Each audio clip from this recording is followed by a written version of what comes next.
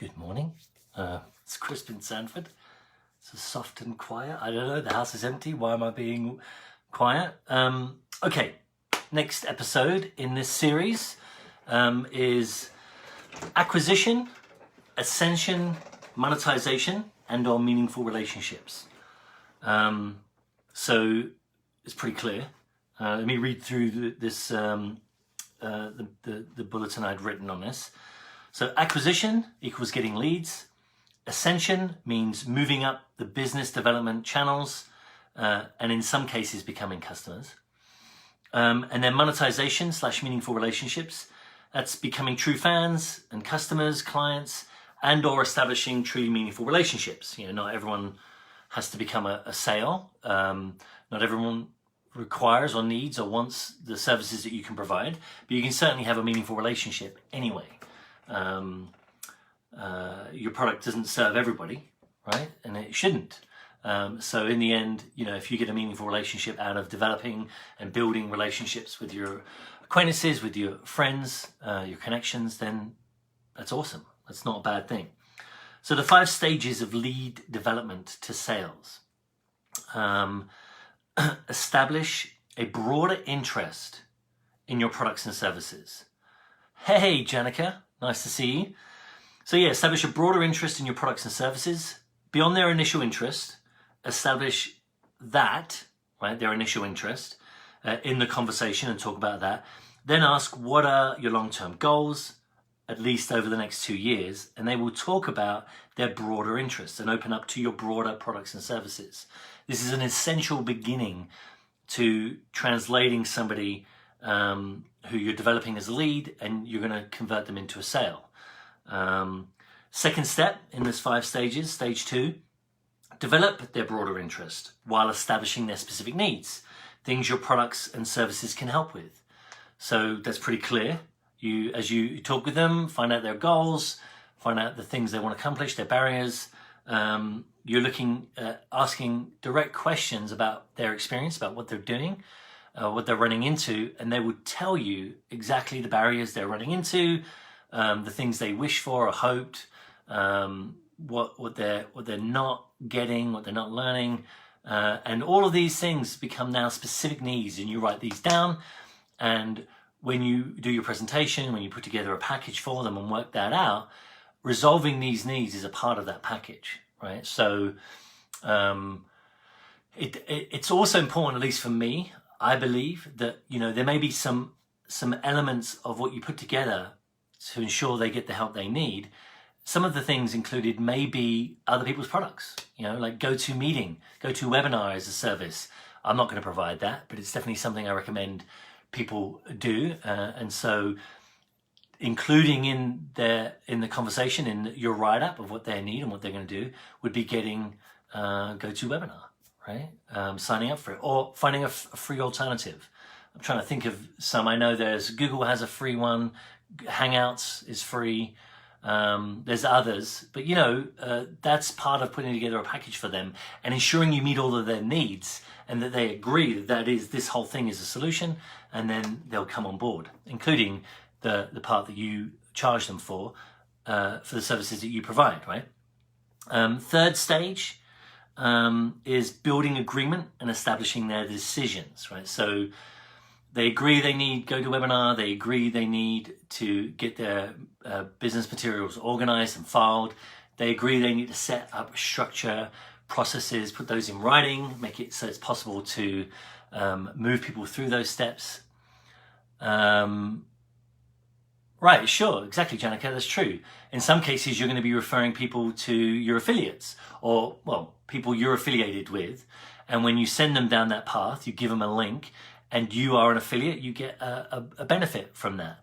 And obviously you disclose that you're an affiliate and you would love to send them the link where they can sign up, and you'll get credit for getting them signed up. So yeah, that's absolutely true. And also, you know, when you send clients, customers, even friends, connections to people, they appreciate that. That builds your relationship with them. especially when it's local, your local businesses, you're going to build a strong relationship with them. Partly because you're sending them referrals. So you always want to make sure the people you do business with do good business. The people especially that you refer connections, customers, clients to do good business. And you want to give them a heads up, tell them your client's going to be calling, your customers should be calling. And this will ensure that you maintain that great relationship. When they see you, they're super happy, and they'll probably, without even asking, send referrals your way. Okay, so also in this step about building agreement and establishing, you want to establish their decisions too. This is really critical, right? Getting them to decide that that's right, that's true, that this is what they need, it makes sense, and also getting no's, not just yeses. Getting yeses and getting people to nod is an old-timey sales technique, and it may have some effect, some relative results, but I think personally it's getting the agreement, and getting an agreement on a no is as important as getting an agreement on yes. Probably when you do go for that final close, you're going to put forward, we're not going to include this, right? Yes, that's correct. So you do get a yes, and those final agreements coming to a close. Well, let's get you signed up. Okay. Great. So that may be true in that specific instant, in that limited window, but you're still getting agreement, yeses, I agree, on things that are not going to be included. So when you're putting together your package, you're saying, this was something that was of interest to you, it wasn't so super important, it's also kind of an expensive element of what we provide, but that's something, as far as I understand, you didn't want that, right? You don't want to include that. No, not this time. Okay, good. So you're building agreement, but also putting together a package for them. Last two stages, come to terms. Now you've built all this agreement, you've established an understanding. Now you want to make sure you've got that final package together, the price, and you've handled objections. This is sort of a lot of trial closes happen here. Trial closes, you're requesting a close, let's get you signed up. Oh, well, no, not quite yet. I've got to do this, or this has got to happen first. Oh, okay, no worries, right? You never take offense when someone when you haven't finalized a package that they can agree to. If you get a package they agree to, and you arrive at terms, they'll say yes, and they'll ask, well, I guess now you need my credit card, right? Yes, that's true. And even in some cases, because you've done such a great job of putting everything together, of meeting, of on time and on schedule, doing all of the work on your end that's necessary, doing the research for them that's necessary, so that you come to terms. Even if they're going to start in a few weeks, they'll even pay now, because you've done such a fine job of putting everything together and coming to such a solid agreement on it. They'll agree to pay for it now. Or give you a date when they're going to pay for it, because everyone knows what's happening when you come to terms, right? Last stage, this is the close. You can close on that call, you can close after coming to terms. I've had people tell me that somebody else is going to come to do a workshop of mine, and they haven't paid yet. So I established that in the situation, great, that's wonderful. I look forward to seeing them tomorrow at the appointed time. Now I know you've signed up and you've already paid. What's the arrangement with them? What's the plan with them? And my friend said, oh yeah, they'll pay you tomorrow. Great. So then I met with them, but still had to ensure they were agreeing. So I went through the questions and answers to make sure we came to an agreement. We established decisions, and we then came to terms, and then great. So that'll be boom, $1,500. That'll be $1,000. That'll be $150. And they gave me their credit card right there, and then boom, closed. So that's super, super important. The close is distinct from the sale. I say, some other people say, some people say the sale only occurs at the close. I disagree. I think once you've established the agreement, you've come to terms, you know what you're doing, the person is sold, they're going to do it. Now, it is a question of getting the money. That's the close. Sometimes it can happen all at once. Sometimes it happens over time. Known that to happen a million times.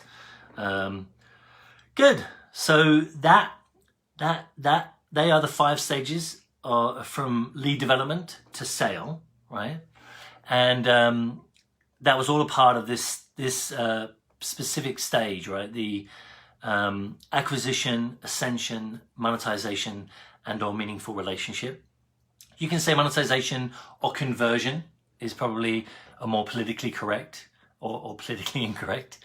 Converting somebody to a sale, to a close, to monetize them.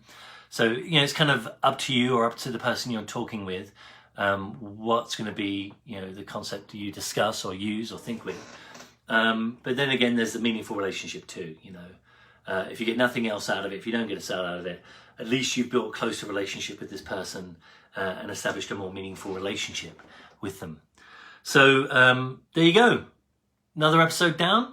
Next time, tomorrow probably, will be having to do with public relations and promotions. Those are 2 key and important elements in business development in particular, but also in marketing in general. But the other factor, advertising, isn't something we're necessarily addressing right now. We're talking about building your true fans, establishing your true fans, developing them. And the most important elements with regards to doing that is public relations and promotions. And that should be our focus. We'll go into that tomorrow, the next episode, if not tomorrow, the next day. And I look forward to seeing you then. Please make comments below.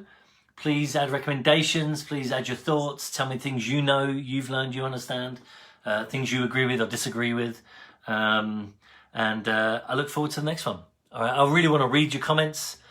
People aren't always as active in the comments area, but I'd like to see that change. Want that to improve. That's obviously a part of me doing my job. And I know as I develop more of the stories that I'm going to be telling you guys, that are built to generate emotion and create, break false beliefs and develop and establish real beliefs, then probably will elicit a lot more responses. I certainly hope. But yeah, put a like, put a heart, put a wow. Maybe I have to do more to earn the wow. But great seeing you. See you next time. Bye, guys.